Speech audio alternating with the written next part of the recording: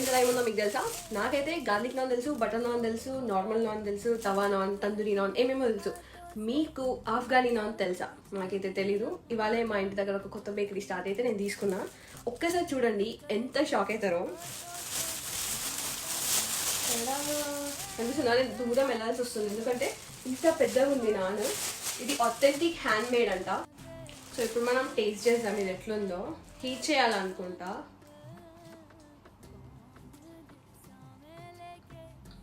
బాగానే ఉంది. ఇక్కడ కనిపిస్తుందా?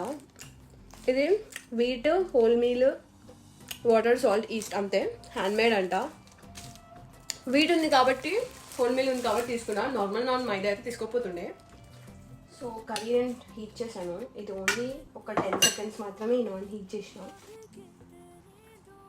నార్మల్ నాన్ కన్నా బాగుంది.